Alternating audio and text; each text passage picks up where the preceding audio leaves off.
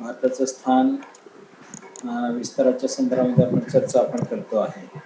म्हणजे भारताचं हे जे निरपेक्ष स्थान जे आहे ते निरपेक्ष स्थान कशा प्रकारचं आहे त्या संदर्भामध्ये आपण चर्चा केलेली आहे. की सकाळी आपण पिरियडमध्ये आपण बघितलंय की भारताचा अक्षरवृत्तीय विस्तार आपण बघितला. भारताचा अक्षरवृत्तीय विस्तार 8:4:25 अक्षरवृत्तीय विस्तार आहे. इथून आपण भारतीय उत्तर गोलार्धामध्ये तुम्हाला समजलं असेल की हे कोणत्या प्रकारचे गोलार्ध जे आहे त्याच्याविषयी आपण चर्चा ह्याच्यामध्ये केलेली आहे सकाळी. आता ह्याच्यामध्ये आपण पाहतोय की आपण बघितलंय की मागच्या वेळेस आपण ह्याच्यामध्ये ह्या पिरियडमध्ये आपण बघितलंय की भारताचं हे जे लोकेशन जे आहे ते लोकेशनच्या संदर्भामध्ये आपण बघितलं की भारताचं हे जे लोकेशन जे आहे लोकेशन मध्ये आपण काय बघितलंय की आशिया खंड जे आहे ते आशिया खंडाच्या संदर्भामध्ये मागे आपण बघितलं की आशिया खंडाच्या संदर्भामध्ये भारताचं स्थान याच्या संदर्भामध्ये आपण बघितलेलं आहे. त्याची माहिती आपण बघितलेली आहे.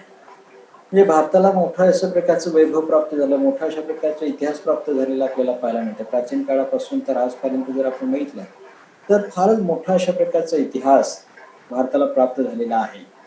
आणि आपण मागच्या आपण पाहतोय की लहानपणापासून भूगोल हा विषय आपण अभ्यास करतोय. लहानपणापासून आपण पाहतो की परिसराचा अभ्यास करत होतो. नंतर आपण पाहतोय की परिसराचा अभ्यास करता करता आपण तालुक्याचा अभ्यास करायला लागलो. तालुक्याचा अभ्यास करता करता आपण जिल्ह्याचा अभ्यास करायला लागलो. जिल्ह्याचा अभ्यास करता करता आपण राज्याचा अभ्यास करतोय केलेला आहे. आणि राज्याचा अभ्यास करता करता आपण जगाचा सुद्धा आपण अभ्यास केलेला आहे. आणि ह्याच्यामध्ये वेगवेगळे प्रदेश जे आहे त्या प्रदेशाच्या संदर्भामध्ये विचार आपण करत असताना वेगवेगळ्या प्रदेशांचा आपण अभ्यास करत असताना याच्यामध्ये भारताचं जे प्रादेशिक भूगोल जे आहे त्या भारताच्या प्रादेशिक भूगोलाच्या संदर्भामध्ये आपण अभ्यास याच्यामध्ये आपण करतो आहे. आता हे जे आशिया खंड जे आहे त्या आशिया खंडामध्ये आपण पाहतो की भारताचं स्थान कशा प्रकारचं आहे त्याविषयी आपण अभ्यास याच्यामध्ये आपण करतो आहे. की भारताच्या स्थानाच्या संदर्भामध्ये विचार आपण करत असताना आपण याच्यामध्ये आपण बघितलंय की वेगवेगळ्या प्रकारच्या खंडांचा आपण ह्याच्यामध्ये आपण अभ्यास केला सकाळच्या पिरियडला की याच्यामध्ये वेगळ्या खंडांचा विचार करत असताना आपण पाहतो की जगामध्ये एकूण 7 खंड आहे आणि 4 महासागर आहे. आवाज येतोय सगळ्यांना? हो येतोय सर. हा, म्हणजे जगामध्ये आपण पाहतो की एकूण 4 महासागर आणि 7 खंड आपल्याला पाहायला मिळत आहे. आता ह्याच्यामध्ये जगाच्या संदर्भामध्ये भारताच्या स्थानाच्या संदर्भाचा आपण अभ्यास करत असताना भारताचं स्थान नेमकं जगामध्ये कशा प्रकारचं आहे त्याचा आपण अभ्यास याच्यामध्ये आपण करतोय. आता हा जो अभ्यास जो आहे हा अभ्यास करत असताना आपण ह्याच्यामध्ये आपण पाहतो की ह्याच्यामध्ये हे जे खंड जे आहे ह्या खंडांच्या संदर्भामध्ये आपण मागे आपण चर्चा केलेली आहे की जगामध्ये 7 खंड आहे. त्या 7 खंडांचा विचार करत असताना एकूण जर आपण बघितलंय तर हे उत्तर अमेरिका खंड आहे. हे आपण पाहतो की बघितलं तर हे दक्षिण अमेरिका खंड आहे. हे आफ्रिका खंड आहे. त्यानंतर हे जे खंड जे आहे ह्या खंडाला आपण काय म्हणतोय ह्या खंडाला आपण युरोप खंड आपण म्हणतोय. आणि हे जे खंड जे आहे ह्या मोठ्या अशा प्रकारचे खंड जे आहे ह्या खंडाला आपण काय म्हणतो आशिया खंड आपण म्हणतोय. या खंडाला आपण ऑस्ट्रेलिया खंड आपण म्हणतोय. आणि हे दक्षिणेला असणारं हे जे आपण पाहतोय की बर्फाच्या स्वरूपामध्ये किंवा आपण थोडा जमिनीचा जो भाग जो आहे या खंडाला आपण काय म्हणतोय अंटार्क्टिका खंड आपण म्हणतोय है ना. म्हणजे अशा प्रकारचे हे जे खंड जे आहे या खंडांच्या संदर्भामध्ये आपण मागे आपण चर्चा केलेली आहे. आता याचा आपण मागच्या वेळेस आपण बघितलं की अक्षरवृत्तीय विस्तार आणि रेखावृत्तीय विस्ताराच्या संदर्भामध्ये आपण विचार करतोय की याच्यामध्ये आपण अभ्यास केला. सकाळी आपण अभ्यास केलाय की भारत जे आहे त्या भारताच्या संदर्भामध्ये विचार करत असताना हे स्थानाच्या संदर्भामध्ये विचार करत असताना पृथ्वीवर स्थान कशा प्रकारचे निवडले जात आहे कशा प्रकारचे त्याचं स्थान सांगितलं जात आहे हे समजून घेणं अत्यंत महत्वाचं आहे. पृथ्वी आपल्याला माहिती आहे की पृथ्वी एक गोलाकार अशा प्रकारची पृथ्वी आहे. मोठ्या अशा प्रकारचे आपण पाहतो की घन भाग आपल्याला पृथ्वीचा घन भाग आपल्याला पाहायला मिळतो. मोठा अशा प्रकारचा गोळा हा पृथ्वीचा गोळा आहे. आणि ह्या पृथ्वीच्या गोळ्यामध्ये आपण बघतोय की हे जे स्थान जे आहे हे स्थान प्रत्येक प्रदेशाचं स्थान हे वेगळं आहे. प्रत्येक देशाचं स्थान वेगळ्या ठिकाणी आपल्याला पाहायला मिळतंय. प्रत्येक भूभाग जो आहे हा प्रत्येक भूभाग वेगळ्या भागामध्ये आपल्याला पाहायला मिळत आहे. आणि हे स्थान आपल्याला व्यवस्थित जर आपल्याला समजून घ्यायचं असेल तर पृथ्वीवर असणारे जे आपण पाहतो की अक्षरवृत्तीय आणि रेखावृत्तीय ही जे आहे हे समजून घेणं अत्यंत महत्वाचं आहे. समजून घेणं महत्वाचं आहे. आणि हे समजून जर आपल्याला व्यवस्थित घ्यायचं असेल तर आपल्याला अक्षरवृत्त आणि रेखावृत्त नेमकं काय आहे कशा प्रकारचे असतात हे समजून घेणं अत्यंत महत्वाचं आहे. अत्यंत आपण पाहतोय की हा जो आपण अक्षरवृत्तीय आणि रेखावृत्तीय विस्ताराचा जर आपण विचार केला तर आपण पाहतोय की ही पृथ्वी ही गोलाकार आहे है ना. पृथ्वी ही गोलाकार आहे आणि ही पृथ्वी ही गोलाकार असल्यामुळे पृथ्वीचं हे जे आपण पाहतोय की अक्षवृत्तीय रेखावृत्त असे आपण पाहतो की तुम्ही टरबूज बघितलंय गोलाकार टरबूज. हॅलो, हो हो टरबूज बघितलंय गोलाकार. आता आपण पाहतो की हो सर. मार्केटमध्ये आता जे पहिले गोलाकार येत होते टरबूज, आता मार्केटमध्ये आपल्याला पाहिजे तशा प्रकारचा आकाराचं फळं सुद्धा आता उपलब्ध व्हायला लागलेले आहे ना. हो एवढी टेक्नॉलॉजी विकसित झालेली आहे. आता ह्याच्यामध्ये हे टरबूज आहे समजा, गोलाकार अशा प्रकारचं टरबूज आहे आणि ह्या टरबूजला आपण पाहतो जशा प्रकारचे टरबूज असते तशा प्रकारचे पृथ्वीचं आपण की अवकाशामधून निरीक्षण करत असताना किंवा पृथ्वीचं पूर्ण भागाचं निरीक्षण करत असताना वेगवेगळ्या प्रकारच्या सॅटेलाइटच्या इमेजरीज आपल्याकडे उपलब्ध आहे. ते पृथ्वी कशा प्रकारची दिसते, वेगवेगळ्या प्रकारचे व्हिडिओ उपलब्ध आहे ना. आज आपण पाहतो की एवढे मागे आपण राहिलेलो नाही की पृथ्वी कशा प्रकारची दिसते आहे, कशा प्रकारचं आपण बाकी जे ग्रह दिसत आहे हे एवढं आपण मागे राहिलेलो नाही की आपण बाकी एवढी टेक्नॉलॉजी विकसित झालेली आहे की आपली ही जी पृथ्वी जी आहे ही पृथ्वी कशा प्रकारची दिसते, चंद्र कशा प्रकारचा दिसतोय, शुक्र कशा प्रकारचा दिसतोय, गुरु कशा प्रकारचा दिसतोय है ना. हे सगळे आपण पाहतो की ग्रह जे आहे हे आपल्या टेक्नॉलॉजीमध्ये आपण पाहतो की ह्या टेक्नॉलॉजीच्या साह्याने आपण काय करतोय, अभ्यास आपण करतोय. आता हे समजून घ्यायचं असेल आपल्याला, त्याचं अक्ष आणि रेखा जर आपल्याला समजून घ्यायचं असतील म्हणजे लॅटिट्यूड आणि लँगिट्यूड आपल्याला समजून घ्यायचं असेल किंवा एखादं स्थान एखाद्या भूभागाचं स्थानाचं संदर्भ समजून घ्यायचं असेल तर आपल्याला हे स्थान समजून घेणं आपण पाहतो की ह्याचे लोकेशन जर आपल्याला समजून घ्यायचं असेल तर अक्षवृत्त आणि रेखावृत्त समजून घेणं अत्यंत महत्वाचं आहे. आता आपण पाहतोय की हे तुम्हाला याचं उदाहरण दिलं, मी टरबूजचं उदाहरण दिलं. टरबूजला आपण पाहतोय की ज्या वेळेस आपण पाहतो की आडवं कापतोय त्यावेळेस त्याचे दोन भाग आहे ना टरबूजला. बघा तुम्ही प्रयोग करून बघा, तर आता आपण पाहतो की टरबूजचे दिवस येतील आता है ना. टरबूज आल्यानंतर त्या ठिकाणी ट्राय करून बघायचं. कशाही प्रकारचा आपण बाकी चाकू त्याच्यावर कशाही प्रकारचा फिरवला, जर आपण बाकी आडवे जर बघितला बरोबर आडवे जर आपण बघितलं तर त्याचे समान दोन भाग है ना. किंवा उभं टरबूज घेतलं आणि ह्या उभ्या टरबूजला कशाही प्रकारचा चाकू आपण फिरवला तर सगळीकडे सगळे सारखे भाग होतात है ना. सगळीकडे सारखे भाग होतात. म्हणजे इथं आपण बाकी हे टरबूज आहे समजा, एरो दिसतोय तुम्हाला सगळ्यांना. हा, टरबूजला जशा प्रकारचं आपण पाहतोय की जशा प्रकारचं आपण चाकू ठेवू तशा प्रकारचं हे त्याचे दोन समान भाग होताना आपल्याला दिसतील. आता हे जे भाग जे आहे पृथ्वी जी आहे ह्या पृथ्वीवरील आपलं जे स्थान जे आहे हे स्थान आपल्याला समजून घ्यायचं असेल तर आपल्याला करावं लागेल, हे जे पृथ्वीचा जो आपण पाहतो की ह्या पृथ्वीला आपण 4 भागामध्ये वाटलेला आहे. 4 भागामध्ये एक आपण पाहतो की हा एक भाग, हा दुसरा भाग, हा तिसरा भाग आणि हा चौथा भाग. आता हे आपण पाहतो की हे आडवे भागाचा ज्या वेळेस आपण विचार करतोय किंवा उभ्या भागाचा ज्या वेळेस आपण विचार करतोय त्यावेळेस आपला जो कोर जो आहे पृथ्वीचा, हा जो मध्य जो आहे, हा जो कोर जो आहे, कोर म्हणजे गाभा आपण म्हणतो है ना. या गाभ्याची आणि विषुववृत्ताची ही जी पातळी जी आहे, विषुववृत्ताची पातळी जी आहे, या गाभ्यामधून या 0 अंशापासून किती अंशाचा कोन होतोय. इथं कोन आपण बघतोय, हे जे कोन जे आहे हे कोन किती अंशाचा कोन होतो आहे.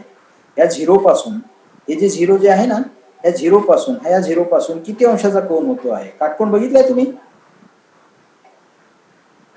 हॅलो, हा काटकोन बघितला. इथे जर आपण काटकोन जर लावला तर काटकोनाला जशा प्रकारच्या वेगवेगळ्या प्रकारच्या रेषा असतात है ना, कोन असतात, तशा प्रकारचं हे किती कोनावर आहे ते आपल्याला ह्या ठिकाणी कळेल. म्हणजे आपण पाहतो की रेखावृत्त पृथ्वी गोलावर किती आहे ते मागच्या वेळेस आपण बघितलं, अक्षवृत्त पृथ्वी गोलावर किती आहे ते आपण बघितलं याच्यामध्ये.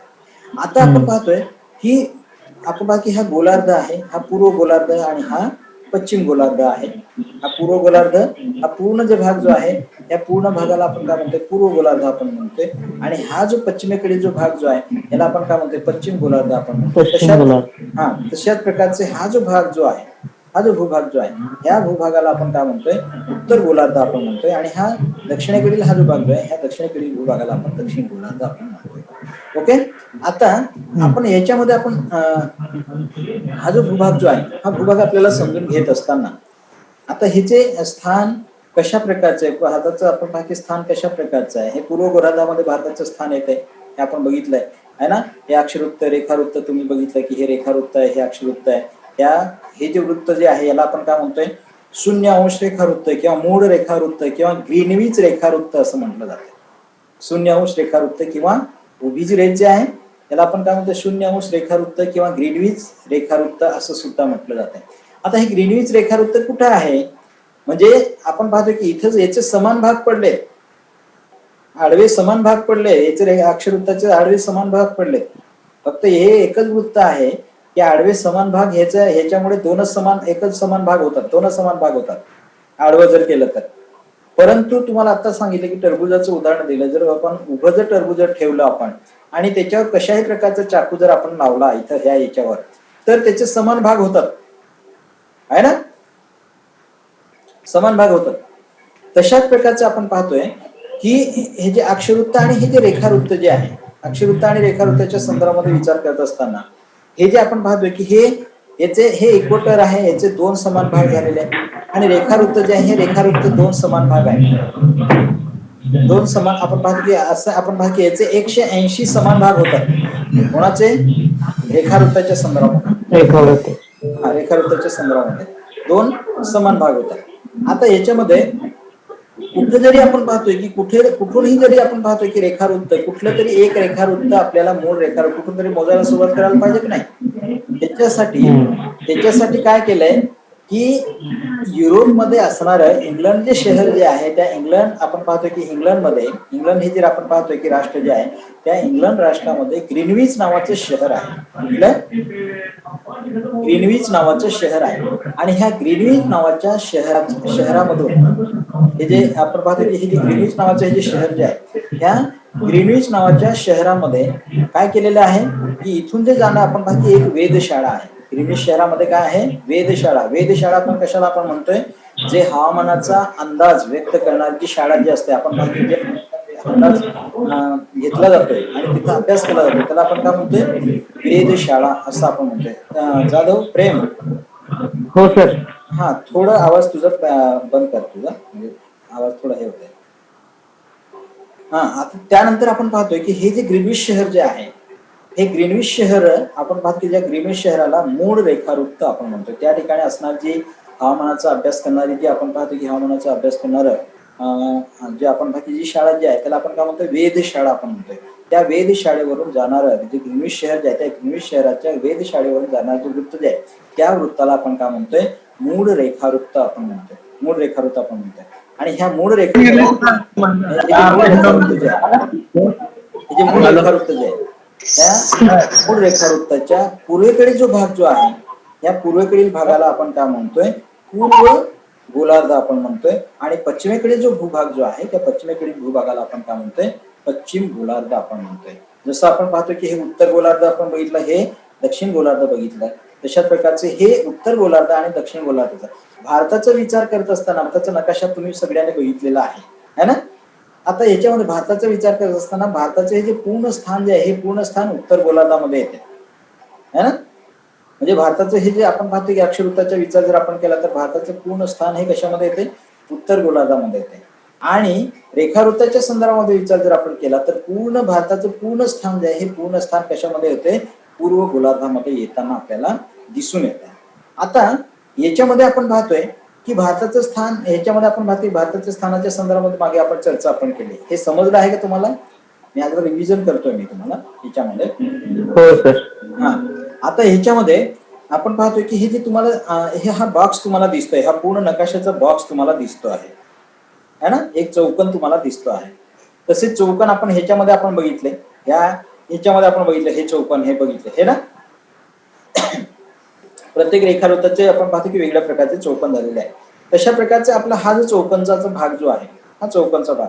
आता अक्षरवृत्तीय विस्तार आणि रेखावृत्ताच्या विस्ताराच्या संदर्भामध्ये विचार करत असताना हा जो कोन जो आहे, पृथ्वी गोलापासून आपण पाहतोय की होणारा जो कोन जो आहे, पृथ्वी गोल जे आहे, त्या पृथ्वी गोलापासून होणारा जो कोन जो आहे, त्या कोनाच्या संदर्भामध्ये आपण या ठिकाणी विचार आपण करतो आहे, अभ्यास आपण करतो आहे. आता पहिल्यांदा आपण काय बघतोय की पृथ्वी भारताचं स्थान जे आहे, हे भारताचं स्थान नेमकं कुठं आहे? उत्तर गोलार्धामध्ये आहे. भारताचं स्थान हे कुठे आहे? पूर्णतः पूर्व गोलार्धामध्ये. दोन्ही गोलार्धामध्ये भारताचं स्थान आहे, है ना. उत्तर गोलार्ध आणि पूर्व गोलार्ध त्याच्यामध्ये भारताचं स्थान आहे. आता उत्तर गोलार्धाचा विचार करत असताना आपण पाहतोय की भारताचा आपण पाहतोय की हा जो आपण पाहतोय की हे टोक बघा तुम्ही, या नकाशाचे भारताचा हा नकाशा अशा प्रकारचा आहे. हा हा टोक आहे. आता हे वेगवेगळ्या प्रकारचे टोक बघा. जे शेवटचा टोक नेमका कुठं आपण बघा की हा एक टोक आहे, म्हणजे शेवटी आपण बघा की वर गेलेला इकडून ह्या पूर्ण भूभागापासून हा बाहेर आलेला टोक आहे, है ना. इकडून आपण बघा की उत्तरेकडे बघितलं तर ह्या वर उत्तरेकडील हा जो भाग आहे एरो तुम्हाला दिसतोय ना. हा आता याच्यामध्ये हा ह्या ठिकाणी हा एक टोक आहे, त्यानंतर हे एक टोक आहे, हे इकडे खाली येते आपल्या जमिनीपेक्षा हे एक टोक येत आहे, त्यानंतर इथे एक टोक येताना आपल्याला दिसून येत आहे. ओके. आता याच्यामध्ये आपण पाहतोय की अक्षवृत्ती आणि रेखावृत्तांच्या संदर्भामध्ये विचार करूया. आता हे अक्षवृत्त आणि रेखावृत्ताच्या संदर्भामध्ये हे आडव्या ज्या रेषा ज्या आहेत ह्या आडव्या रेषा काय म्हणतोय असं आपण म्हणतोय. अक्षवृत्त असं आपण म्हणतोय. अक्षवृत्त असं आपण म्हणतो. आता आपण पाहतोय की हे जे अक्षवृत्त जे आहे या अक्षवृत्तांच्या संदर्भामध्ये विचार करत असताना जे स्थान जे आहे हराळी परमेश्वर जरा तुमचं माईक म्यूट करा. माईक म्यूट करा. व्हिडिओ चालू असेल तरी चालतंय, फक्त माईक म्यूट करा तुमचं. आता ह्याच्यामध्ये हे जे अक्षवृत्त जे आहे भारताचं स्थान आता तुम्हाला सांगितलं की भारताचं स्थान हे उत्तर गोलार्धामध्ये येते, है ना. कुठून सुरुवात होते भारताला, तर भारताला आपण पाहतोय की अक्षवृत्तीय विस्तार सांगत असताना भारताचं स्थान उत्तर गोलार्धामध्ये आहे. आता अक्षवृत्तीय विस्तार सांगत असताना सुरुवातीला काय सांगावं लागेल आपल्याला की 8:04:25 उत्तर गोलार्ध किंवा उत्तर अक्षवृत्त, है ना, ते कुठपर्यंत आहे ही रेस.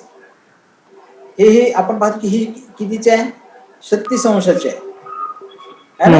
36 अंशाची आडवी रेस गेलेली आहे. त्यानंतर ही वरची जी रेस जी आहे ही वरची रेस कुठली आहे 37:06:53 म्हणजे उत्तर गोलार्ध किंवा उत्तर अक्षवृत्त असं म्हणता येईल आपल्याला. कारण का उत्तर का म्हणता येईल, कारण का ते उत्तर गोलार्धामध्ये आहे.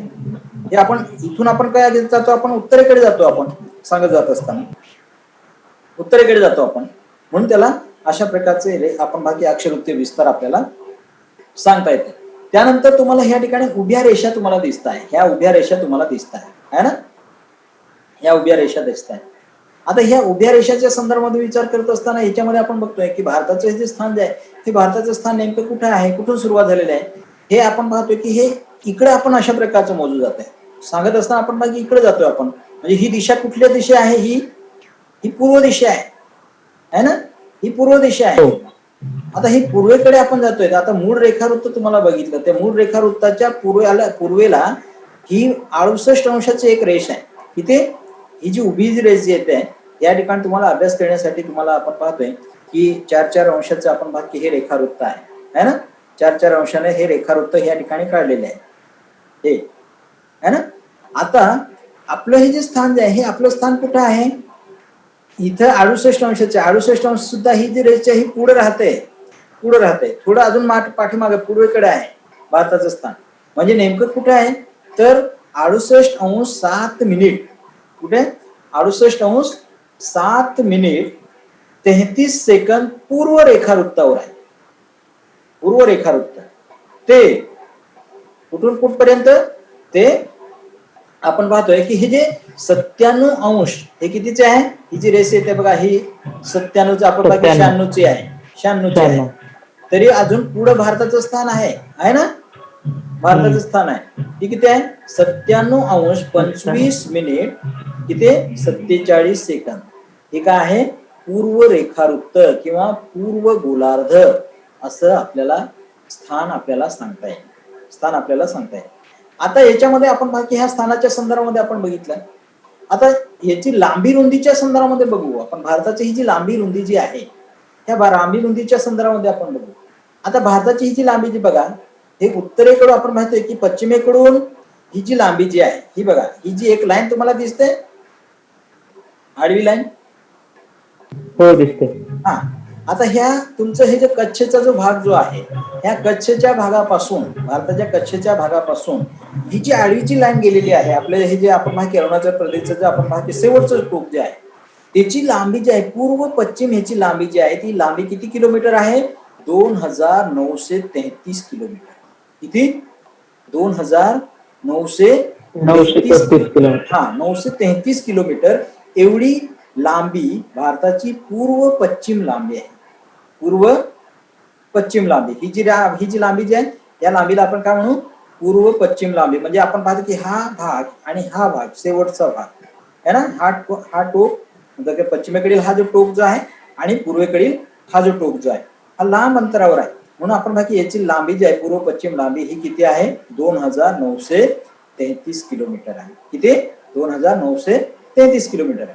तशाच प्रकारचं आपण पाहतोय की ही जी लांबी जी आहे आपण पाहतोय की उत्तर दक्षिण लांबी जी आहे ही उत्तर दक्षिण लांबी किती आहे. आपण पाहतो की ह्या ठिकाणी आपण बघतोय की उत्तर दक्षिण, आता ही हा आपण पाहतो उत्तरेकडील टोक आहे आणि हे दक्षिणेकडील टोक आहे. आता ह्याच्यामध्ये आपण बघतोय की उत्तरेपासून तर आपण पाहतो दक्षिणेपर्यंत, आपण पाहतो कन्याकुमारी पर्यंत, तर आपण पाहतोय की जम्मू काश्मीर पासून तर आपण पाहतो भारताचं आपण पाहतो उत्तरेकडील जे टोक जो आहे दक्षिणेकडील टोक जे आहे त्या दक्षिणेकडील टोकापर्यंत याची लांबी किती आहे, 3214 किलोमीटर. किती, 3214 किलोमीटर ही लांबी किती आहे, उत्तर दक्षिण लांबी. दिशा कळताय तुम्हाला, उत्तर आणि दक्षिण लांबी. म्हणजे ही अशा प्रकारची आपण पाहतो की ही जी लांबी जी आहे ह्या लांबीच्या संदर्भामध्ये आपल्याला या ठिकाणी चर्चा आपल्याला करता येते. त्यानंतर आपण पाहतोय की ही जी आपण पाहतो की हे जे स्थानाच्या संदर्भामध्ये आपण विचार केला. आता आपल्या ह्याच्यामध्ये आपण पाहतोय की हे जे वृत्त गेलेलं आहे हे वृत्त आपण पाहतोय की हे जे कर्कवृत्त आपण म्हणतोय, पृथ्वीच्या मध्यभागातून गेलेलं जे हे जे वृत्त जे आहे त्याला आपण काय म्हणतोय, कर्कवृत्त आपण म्हणतोय. आता कर्कवृत्त आणि मकरवृत्त काय भानगड आहे ना. आता तुम्ही हवामानामध्ये तुम्ही अभ्यास केलेला आहे की हवामानामध्ये आपण पाहतो की वेगवेगळ्या ऋतूंच्या संदर्भामध्ये आपण चर्चा आपण केलेली आहे. कधी हिवाळा ऋतू असतोय, कधी उन्हाळा असतोय है ना, कधी आपल्याकडे पावसाळा ऋतू असतोय. म्हणजे भारताचा विचार केला तर भारतामध्ये आपल्याला तीन प्रकारचे ऋतू आपल्याला पाहायला मिळतात है ना. आणि जगाचा विचार केला तर जगामध्ये 2 प्रकारचे ऋतू आपल्याला पाहायला मिळतात. भारतामध्ये 3 प्रकारचे ऋतू का पाहायला मिळतात भारतामध्ये है ना. आपण पाहतोय की याचं लोकेशन बघत असताना, भारताचं लोकेशन बघत असताना आपण पाहतोय की ही जी जगाचा नकाशाकडे आपण ह्याच्यामध्ये आपण बघूया की हे जे हा जो जगाचा नकाशा आहे, भारत इथे आहे ह्या भागामध्ये. हा नकाशा तुम्हाला अंधकंदुक दिसत असेल, व्यवस्थित दिसत नसेल, फक्त हे तुम्हाला दिसत आहे है ना. आता ह्याच्यामध्ये हा जो नकाशा आहे आणि याचं स्थान जे आहे लोकेशन आपण पाहतो की ह्या पृथ्वी गोल जो आहे हे विषुववृत्त आहे. हे कुठलं आहे, हे विषुववृत्त आहे. जे आपण पाहतो की हे विषुववृत्ताचा भाग आहे. म्हणजे याच्यामध्ये हे जे विषुववृत्त जे आहे, ही जी रेस जी आहे ही रेस या नकाशामध्ये ही जी आपण पाहतो विषुववृत्ताची रेस ही अशा प्रकारची केलेली आहे. आता सूर्याची किरण जी आहे आपण पाहतो की पृथ्वी ही गोलाकार आहे, वक्राकार आहे ना, वक्राकार आहे. इथे जर सूर्य जे असेल तर सूर्याची किरण आपण पाहतोय की कधी आपण पाहतो की पृथ्वी सूर्याभोवती फिरत असताना आपण पाहतो की लंब वर्तुळाकार मार्गाने फिरत असताना त्याला वेगवेगळ्या प्रकारचे कोन दिसतात. म्हणजे काही भागाला आपण पाहतो की सूर्याची किरण ह्या भागामध्ये लंबरूप पडतात, काही वेळेस आपण पाहतो की सूर्याची किरण ह्या भागामध्ये लंबरूप पडतात है ना. म्हणजे काही भागामध्ये आपण पाहतो की ह्या भागामध्ये लंबरूप पडत असेल तर इकडे सूर्याची किरण हे कसे तिरकस पडतात. म्हणजे आपण पाहतो की पृथ्वीची जी वक्राकार बाजू जी आहे ह्या वक्राकार बाजूमुळे आपल्याला पृथ्वी ज्यावेळेस आपण पाहतो की गोलाकार ज्यावेळेस सूर्याच्या दिशेने फिरते, लंब वर्तुळाकार मार्गाने फिरते, त्यावेळेस वेगवेगळ्या प्रकारच्या बाजू दिसतात. आता आपल्याला पृथ्वी गोलाचा विचार करत असताना पृथ्वी जी आहे ही 23.5 अंशाने झुकलेली आहे पृथ्वी. म्हणजे ह्या ठिकाणी जर कोन असला, ही अशा प्रकारची पृथ्वी जरी असली तरी ही पृथ्वी ही अशा प्रकारची नाही, पृथ्वी ही एवढी झुकलेली आहे, एवढी अशा प्रकारची झुकलेली आहे, 23.5 अंशाने झुकलेली आहे. म्हणजे आपण पाहतोय की याच्यामध्ये हे जे पृथ्वीचं भासमान भ्रमण जे आहे, भासमान भ्रमण कुठून कुठपर्यंत असते, भासमान भ्रमण कर्कवृत्तापासून तर आपण पाहतो की उत्तरेला कर्कवृत्तापासून तर दक्षिणेला मकरवृत्तापर्यंत. म्हणजे ह्या आपण पाहतो की उत्तर गोलार्धामध्ये 23.5 अंश आणि दक्षिण गोलार्धामध्ये 23.5 अंश याच्या दरम्यानच पृथ्वीचं भासमान भ्रमण असतं. आता सध्या आपण पाहतोय की आता सध्या दक्षिणायन चालू आहे. आता आपल्याकडे काय आहे, दक्षिणायन आहे. म्हणजे आता आपण पाहतो की डिसेंबर महिना सुरू होईल त्यावेळेस आपण पाहतो की आता आपल्याला थंडी वाजते, थंडी जाणवत आहे. म्हणजे आता सूर्याची किरण आपल्याकडे तिरकस पडतात. एवढी उन्हामध्ये तीव्रता आहे का, नाही, तीव्रता नाही आता एवढे आपण बाकी सूर्यप्रकाशामध्ये तेवढी तीव्रता नाही. कारण का पृथ्वीचा आपण पाहतो की आता सूर्य ह्या पट्ट्यामध्ये आहे है ना. सूर्य ह्या पट्ट्यामध्ये आहे म्हणजे हे जे मकर वृत्त आहे ना, हे मकर वृत्त आपण बाकी हे मकर वृत्ताकडे आहे. ज्यावेळेस आपण बाकी डिसेंबर महिना जो आहे, डिसेंबर महिन्यामध्ये आपण पाहतोय की 21-22 डिसेंबरला आपण पाहतोय की हा जो 22 डिसेंबर जो आहे, त्या 22 डिसेंबरला सूर्याचं की आपण पाहतो की सर्वात आपल्याकडे लहान रात्र म्हणून त्या ठिकाणी उत्तर गोलार्धामध्ये सर्वात लहान रात्र, आपण सर्वात मोठी रात्र म्हणून त्या ठिकाणी गणली जाते. आणि इथं सर्वात लहान अशा प्रकारचा आपण पाहतो की सर्वात लहान अशा प्रकारचा इथं दिवस ह्या ठिकाणी असतो. म्हणजे अशा प्रकारचं आपण पाहतो की हे सूर्याचं भासमान प्रमाण कर्कवृत्त ते मकरवृत्त असते. आता हे जे कर्कवृत्त जे आहे, हे कर्कवृत्त आपल्या भारतामधून कोणकोणत्या राज्यामधून गेलेलं आहे कर्कवृत्त, तर आपण पाहतो की हे जे भारतामध्ये आपण पाहतो की हे जे 8 राज्य जे आहेत, त्या 8 राज्यामधून हे कर्कवृत्त गेलेलं आपल्याला पाहायला मिळतं. आता तुम्हाला सांगितलं की आपण पाहतो की हे जे रेषा जी आहे, ही रेषा म्हणजे कर्कवृत्ताची रेषा आहे. हे 8 आपण बाकी राज्य जे आहे, हे 8 राज्य कोणकोणते आहे तुमच्या समोर असणारे आपण पाहतो की जे गुजरात आहे, राजस्थान आहे, मध्य प्रदेश आहे, छत्तीसगड आहे, झारखंड आहे, पश्चिम बंगाल आहे, त्रिपुरा आहे, मिझोराम आहे. ह्या भागामध्ये आपण पाहतोय की हे जे आपण पाहतो की हे जे राज्य जे आहे, ह्या राज्यामधून हे जे कर्कवृत्त जे आहे, हे कर्कवृत्त गेलेलं आपल्याला पाहायला मिळत आहे. आता याच्यामध्ये आपण पाहतोय की हे जे कर्कवृत्त जे आहे, हे कर्कवृत्त आपण पाहतो ह्या राज्यामधून गेलेलं आपल्याला पाहायला मिळत आहे. तशाच प्रकारचं आपण पाहतो की जी प्रमाण वेळेच्या संदर्भामध्ये आपण मागच्या वेळेस आपण चर्चा करत होतो. प्रमाण वेळ, भारताची प्रमाण वेळ म्हणजे कुठली, तर आपण पाहतोय की जग हे फार मोठं आहे. प्रत्येक भूभागाचं आपण बाकी प्रमाण वेळ ही वेगवेगळी असते, वेगवेगळी असते. आता जरी समजा आपण पाहतोय की प्रमाण वेळेच्या संदर्भामध्ये जरी विचार केला, उमरग्याचा विचार केला आपण, तर उमरग्याची प्रमाण वेळ आणि तुररीची प्रमाण वेळ आणि आपण पाहतोय की तलमोडची प्रमाण वेळ, स्थानिक प्रमाण वेळ ही वेगवेगळी आहे, ही वेगवेगळी आहे. परंतु आपण सगळे एक संघ आहे, एक संघ आहे. भारत हे आपण पाहतो की भारत हे अखंड अशा प्रकारचं भारत आहे. सगळ्यांना एकच आपण पाहतोय की एकच टाइम असायला पाहिजे. प्रत्येकाने जर प्रत्येकाचं वेगवेगळा टाइम जर सांगितलं तर त्याच्यामध्ये गोंधळ होण्याची दाट शक्यता आहे, दाट शक्यता आहे. म्हणून प्रमाण वेळेची आवश्यकता भासलेली आहे.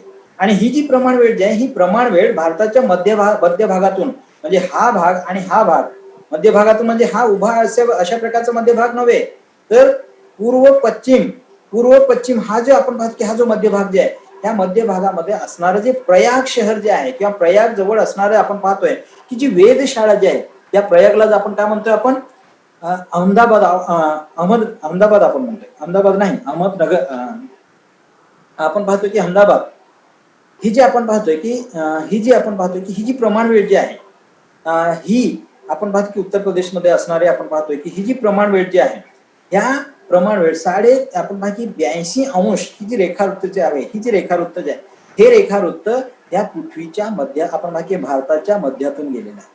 म्हणजे इकडच्या लोकांना आपण पाहतो की तुम्हाला सकाळच्या पिरियडला सांगितलं की इकडच्या लोकांना जर स्थानिक टाइम वेळ जर राहिली असती तर ऑफिसला जायला गोंधळ झाला असता, गोंधळ झाला असता.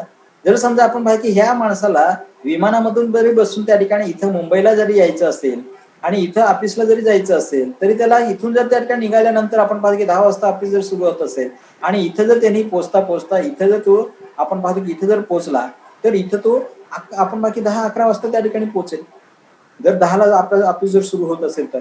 आणि इथला माणूस इकडे जायचं असेल तर मोठा पण गोंधळ झाला असता. म्हणून आपण पाहतोय की ही जी प्रमाण वेळ जी आहे ही 22.5° आपण पाहतो की रेखावृत्तासाठी ही 22.5° आपण पाहतोय 82°, 82.5° ही जी रेखावृत्त जी आहे, ही रेखावृत्त त्या ठिकाणी भारताची प्रमाण वेळ ही जागतिक प्रमाण वेळेपेक्षा ही 5.5 तासापेक्षा पुढे आहे. म्हणजे आपण पाहतो की जागतिक प्रमाण वेळ ग्रीनविच प्रमाण रेषा जी आपण म्हणतोय त्या प्रमाण वेळेपेक्षा ही किती वेळ आहे, किती 5.5 तासाने पुढे आहे. आणि ही संपूर्ण वर्षासाठी कायम एकच असते. आणि ही कुठे आहे, जे आपण पाहतोय की ही जे आपण पाहतोय की प्रयागराज आपण म्हणतोय उत्तर प्रदेशामध्ये, ही जी असणारी आपण पाहतोय की जी वेधशाळा जी आहे तिथून त्या ठिकाणी मोजली जाते. इतर देशांप्रमाणे ऋतुमानानुसार जरी त्या ठिकाणी बदल जरी झाले तरी त्या ठिकाणी ही प्रमाण वेळ बदलत नाही. परंतु आपण पाहतोय की ही प्रमाण वेळ आपण पाहतोय की ही दुसऱ्या महायुद्धाच्या कालखंडामध्ये 1941 ते 45च्या काल महायुद्ध झालं त्यावेळेस आपण पाहतो की अशा प्रकारचे हे जे बदल जे आहे, हे बदल म्हणजे युद्धामध्ये मोठ्या आपण पाहतो की जी वेळेमध्ये त्या ठिकाणी हे झालेलं होतं, म्हणजे कुठल्या वेळेस काय ठिकाणी निघायचं त्यावेळेस ह्या प्रमाण वेळ जे आहे ह्या प्रमाण वेळ त्या ठिकाणी ठरवण्यात आलेले आपल्याला पाहायला मिळतात. म्हणजे अशा प्रकारचं ही प्रमाण वेळच्या संदर्भामध्ये आपल्याला ह्या ठिकाणी सांगतायत. आता भारताच्या सीमाच्या संदर्भामध्ये विचार आपण करूया. भारताच्या आपण पाहतोय की ही जी सीमा जी आहे ही सीमा भारताच्या आपण बाकी भूसीमा कोणकोणत्या लाभलेल्या आपल्याला पाहायला मिळत आहे. या ठिकाणी कुठले आहे? पाकिस्तान आहे, या ठिकाणी अफगाणिस्तान आहे, या ठिकाणी चीन आहे, भूतान आहे, नेपाळ आहे, है ना, म्यानमार आहे, बांगलादेश आहे. त्यानंतर आपण पाहतोय की ही जे श्रीलंका जे आहे ही श्रीलंका ह्या भूसीमा या उत्तरेकडे भूसीमा लाभलेल्या आहे आणि दक्षिणेकडे जर आपण विचार जर आपण केला तर दक्षिणेकडे 3 महासागर आपल्याला पाहायला मिळते. 3 महासागर आपल्याला 3 सागर आपल्याला पाहायला मिळताना आपल्याला दिसून येत आहे. आता इथं पूर्वेला आपण भारताच्या पूर्वेला बंगालचा उपसागर आहे, हे पश्चिमेला अरबी समुद्र आहे आणि दक्षिणेला हिंदी महासागर अशा प्रकारे आपण पाहतो की हे पाहायला मिळत आहे. आता आपला टाइम जो आहे जवळपास आपण पाहतो की 3 ते 4 मिनिटाचा टाइम असेल आपल्याला. तुम्हाला ते स्क्रीनशॉट घ्यायला सांगितलेलं आहे, ते स्क्रीनशॉट घेत.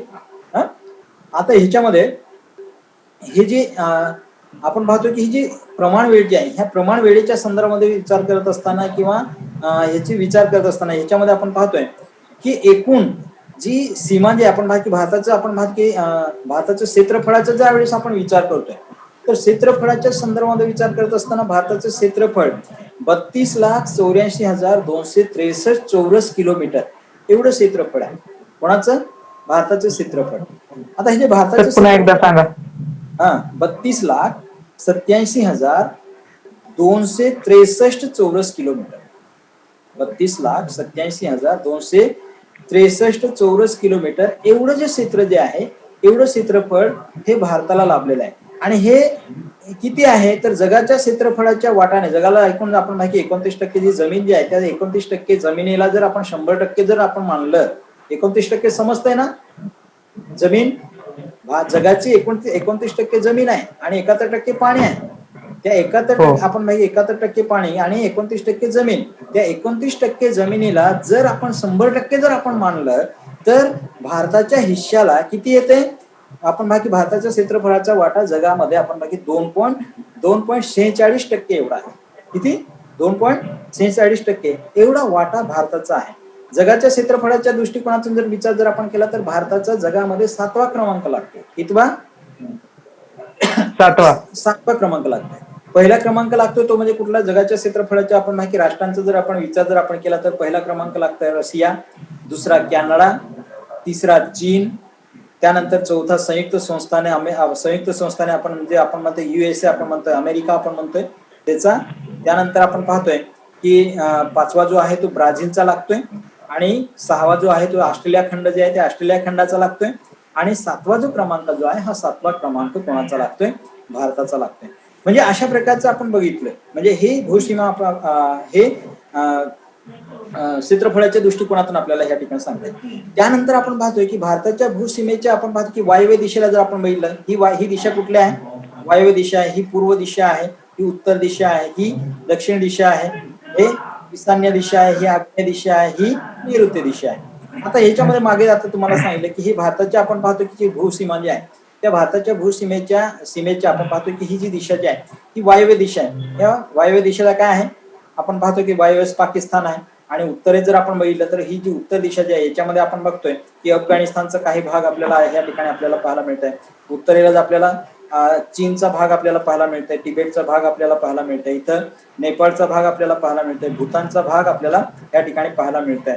आणि हे जे पूर्वेसचा जो भाग जो आहे ह्या पूर्वेस आपण पाहतो की हा जो भाग जो आहे ह्या भागामध्ये आपण पाहतो की भूतान, त्यानंतर हे म्यानमार आणि आपण पाहतोय की हे देश आपल्याला पाहायला मिळत आहे. त्यानंतर आपण पाहतोय की याला रुंदीच्या संदर्भामध्ये विचार जर आपण केला तर आपण पाहतोय की समुद्र जे आहे हे समुद्र आपण पाहतोय की 3 समुद्र लागलेले आपल्याला पाहायला मिळत आहे. उत्तरेला आपण पूर्वेला बंगालचा उपसागर, पश्चिमेला अरबी समुद्र, दक्षिणेला काय आहे? हिंदी महासागर अशा प्रकारचा आहे. आता ह्याच्यामध्ये आपण पाहतोय की दक्षिणेस हिंदी महासागर. आता हे भारताची सर्व बेटासहित एकूण सागरी सीमाचा जर आपण विचार जर आपण केला भारताची ही जी सागरी सीमा जी आहे त्या सागरी सीमांचा जर विचार जर आपण केला तर 7,516.56 किलोमीटर म्हणजे 7,517 किलोमीटर एवढी काय आहे सागरी सीमा लाभलेली आहे. कोणाला? भारताला. कोणाची? बेटांसहित बेट जे आहे त्या बेटांसहित लक्षद्वीप, अंदमान निकोबार हे जे बेट जे आहे त्या बेटांसहित एवढीच त्या ठिकाणी 7,517 किलोमीटर एवढी त्या ठिकाणी सागरी सीमा भारताला लाभलेली आपल्याला पाहायला मिळत आहे. आणि आपण पाहतोय की भारताची आपण पाहतोय की जी भूसीमा जी आहे ही जी भूसीमा जी आहे ही भूसीमाचा जर आपण विचार जर आपण केला तर 15,200 किलोमीटर एवढी भूसीमा कोणाला लाभलेली आहे? भारताला लाभलेली आहे. किती? 15,200 किलोमीटर. 15,200 किलोमीटर म्हणजे 1,005 आपण पाहतोय की हे जे 1500 1000 आपलं 15,200 किलोमीटर 15,200 किलोमीटर एवढी त्या ठिकाणी सीमा जी आहे ही सीमा लाभलेली आपल्याला पाहायला मिळते आहे. आता हे जे आपण पाहतोय की ह्या ठिकाणी आपण पाहतो की श्रीलंका आहे, दक्षिणेला श्रीलंका आहे. ह्या भागामध्ये काय आहे? श्रीलंका आहे. आता ह्या श्रीलंकेमध्ये आपण पाहतो जी पार्कची जी सामुद्रधुनी जी आहे पार्कची सामुद्रधुनीमुळे हे जे समुद्रामध्ये आपण पाहतो की हे श्रीलंका आणि भारत जे आहे हे वेगळे झालेले आपल्याला पाहायला मिळत आहे. आणि भारताचे आपण पाहतोय की जे सागरी बेट जे आहे त्या सागरी बेटांचे समूह सुद्धा आपल्याला पाहायला मिळत आहे. अरबी समुद्रामध्ये आपण पाहतो की सागरी बेट समूह आहे, लक्षद्वीप आहे. त्यानंतर आपण पाहतो की बंगालच्या उपसागर जे आहे त्या बंगालच्या उपसागरामध्ये आपल्याला अंदमान निकोबार तर हे जे बेट जे आहे हे बेट आपल्याला पाहायला मिळत आहे. आता अरबी समुद्रामध्ये असणार जे लक्षद्वीप हे जे बेट जे आहे अरबी समुद्रामध्ये